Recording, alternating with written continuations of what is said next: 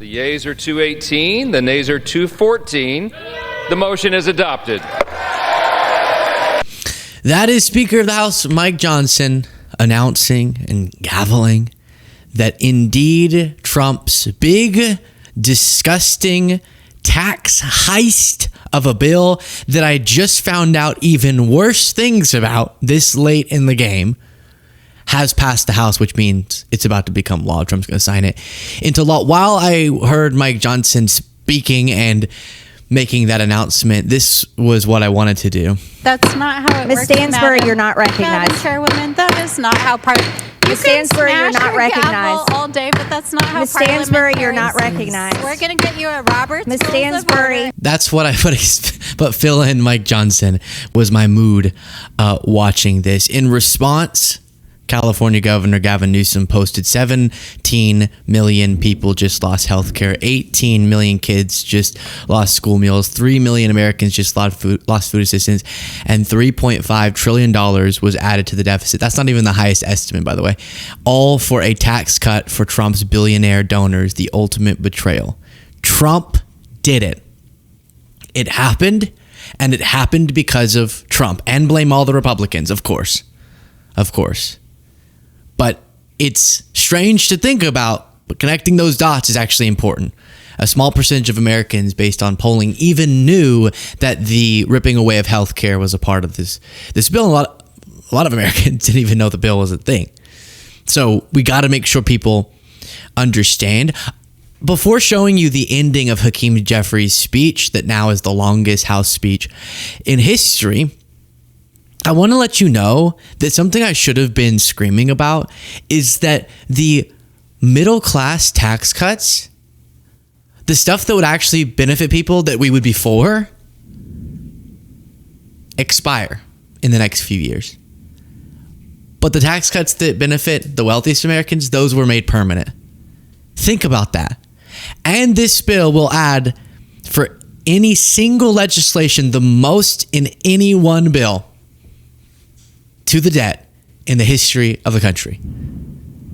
You couldn't create something worse if you tried. So here's the ending of Hakeem Jeffries, the Democratic minority leader's speech. In the House, he went for over 8 hours, like 8 hours and 40 something minutes, and broke the record for how long those speeches can get. Now, originally we thought it was just to get attention on this bill, which is important. Some people said it's just a stunt. Yeah, exactly. You got to do a stunt to get attention. Please, please. But then one point I heard made that is important is he forced this not to be passed in the middle of the night. And by giving this long speech before handing over the reins to Mike Johnson, he forced it to be passed in the light of day, which seems not that significant. And it's not that significant, but that caused all the news outlets to have to cover in real time this event instead of it being like, oh, last night they passed the bill. And I think that has some positive impact, however marginal. He ended it with this. We've got to press on. Press on. Press on. Press on. Dr. King said that if you can't fly, run. That's right. If you can't run, walk. That's right. If you can't walk, crawl. But at all times, press on. Press on. Press on. And keep pressing. Press on. And so as I take my seat, I just want to say to the American people that no matter what the outcome is on this singular day, we're going to press on.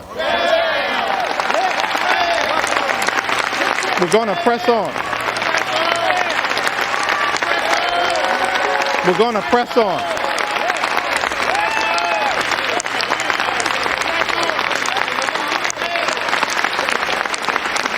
We're going to press on for our children, press on for our seniors, press on for our veterans, press on for our unions, press on for our farmers, press on for our dreamers, press on for working class Americans, press on for the middle class, press on for all who aspire to be part of the middle class, press on for the poor, press on for the sick, press on for the afflicted, press on for the least, press on for the lost, press on for the left behind, press on for the rule of law, Press on for the American way of life. Press on for democracy. We're going to press on until victory is won. I yield back. And that was the end. 8 hours, 44 minutes, and 25 seconds. Is it a stunt? Yes. Is that what you need when you don't have the power in the House? Yeah. You have to at least make your voice heard. And now's the time. The words are great. The words are nice. But now is the time for action, meaning I want to see a level of effort and repetition and an affirmative policy agenda over the next few years from Democrats that is directed towards real, not just fixing what Trump is breaking, but real systemic change for the American people. And then getting that message out and pounding that as aggressively as possible and meeting the moment as they fail to do over and over again. Trump winning is an example of that. Now, I told you about this insane scam that they're going to not make permanent the stuff that actually benefits the majority of Americans, but they will make permanent the stuff that benefits the tip top 1%. Here's Mike Lawler. For Americans across the country, you look at the tax provisions, the doubling of the standard deduction, the enhanced child tax credit, no tax on tips, no tax on overtime. You see... those will expire in 2028, correct? Those provisions specifically? Sure, within the tax code, but that's normal. The tax code has always had expiration dates. And you have Alexandria Ocasio-Cortez responding, it's not normal. Lawler voted to make the tax breaks on billionaires permanent while making the no tax on tips just for those making less than $25,000 a year expire in just 3 years. He also kicking tipped employees off Medicaid, ACA, and clawing back their SNAP. Yeah, and they keep making that list. Let me see if I can find this where a brutal community note was slapped on Caroline Leavitt. She said anyone who votes against the one big beautiful bill is voting against no tax on tips, no tax on overtime, no tax on Social Security, to which it was fact checked. The one big beautiful bill does not eliminate fully taxes on tips, overtime, or Social Security as claimed. It offers limited deductions with caps. $25,000 for tips, $12,500 for overtime, and excludes high earners with no provision to remove taxes on Social Security, which they keep repeating that. Maxwell Frost said, beautiful community note. The wild thing about the no tax on Social Security line is that it's nowhere in the bill. It's nowhere. Is the Social Security no tax in the room with you right now, Caroline? That's not even a fig leaf that they're holding on to. It's just a flat out lie. And then get this, the most unpopular provisions of this bill, like ripping away health insurance for millions of Americans, is not set to go into effect until right after the midterms. So please, Americans, pay attention. Because what they want to do is get you to vote, keep them in the midterms, and then you're going to have your life obliterated. So after Hakeem Jeffries wrapped his speech, then Speaker Johnson came onto the floor to give a brief speech, starting with this.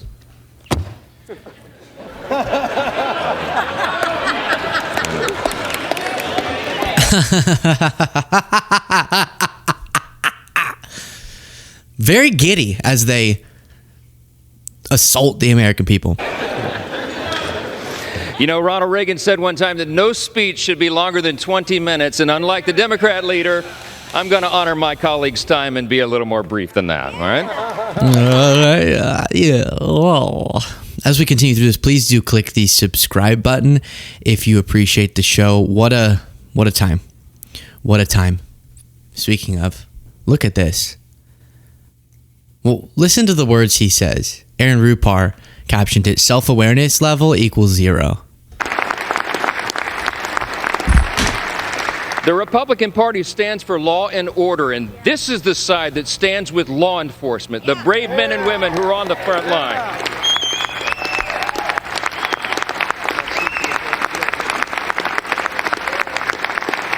The idea that those who put their own lives on the line to protect us would be assaulted for doing their jobs is unconscionable.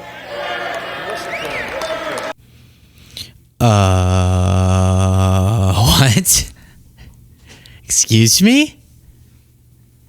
People were circulating this headline in response. A betrayal a mockery. Police express outrage over Trump's January 6 pardons.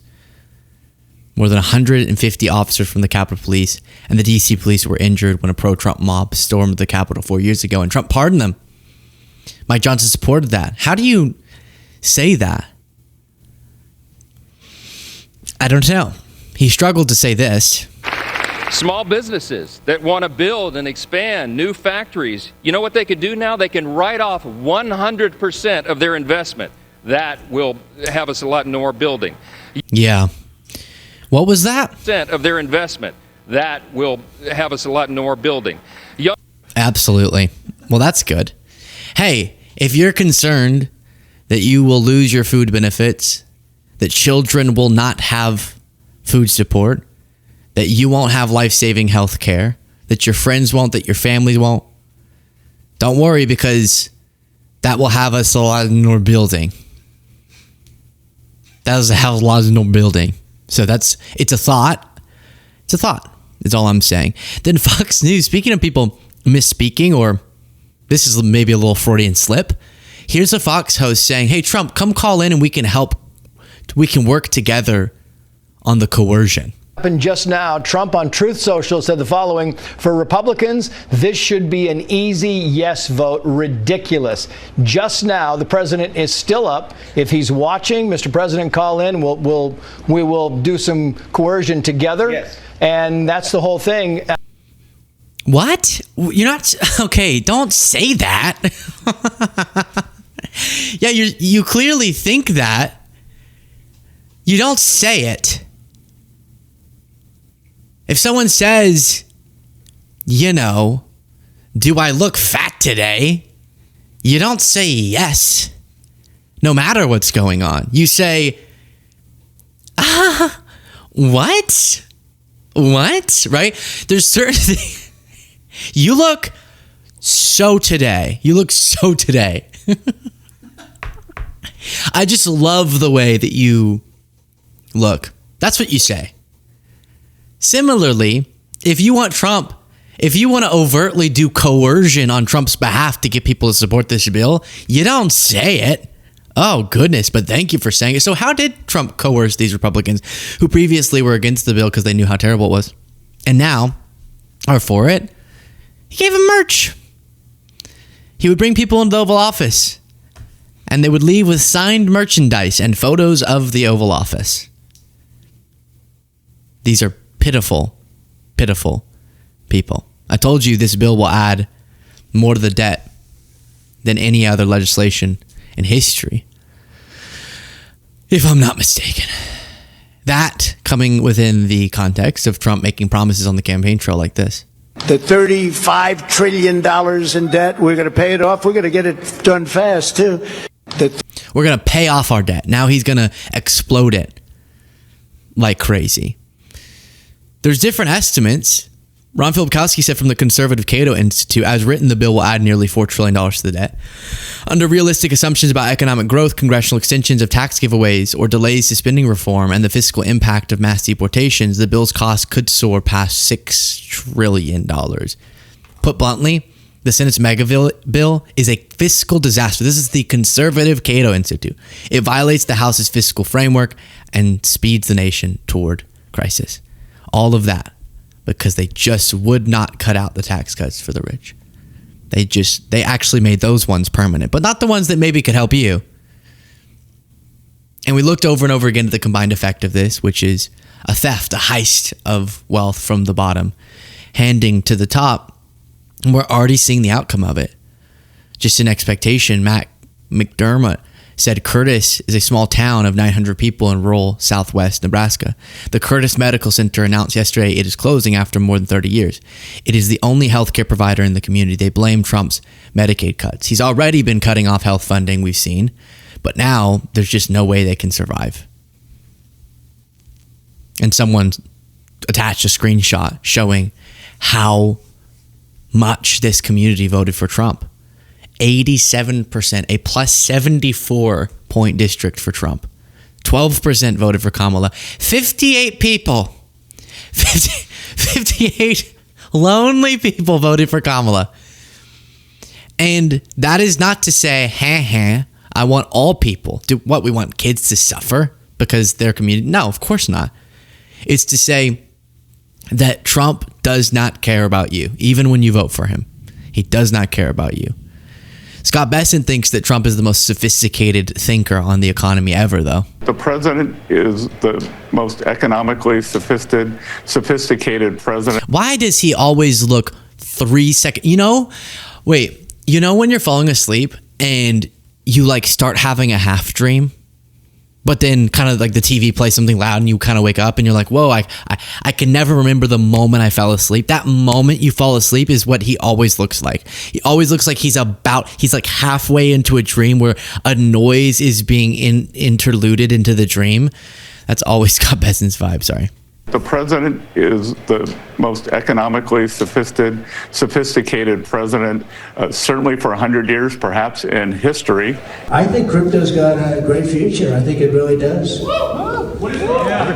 Maybe we'll pay off the $35 trillion in crypto. I'll write out a little piece of paper, 35 trillion crypto. We have no debt, right? Wait, let me just one more time start here. Oh, no, it's not. Hey, take this down. Let me just really, I think actually there might be something profound in this. And there's a 50% chance I'm going to regret doing this, but. Economically sophisticated. Yeah, I think Trump's economic knowledge has been sophisticated. That's what I think too.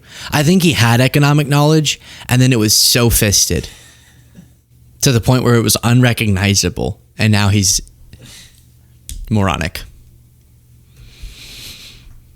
No, I don't regret it. Share your thoughts in the comments.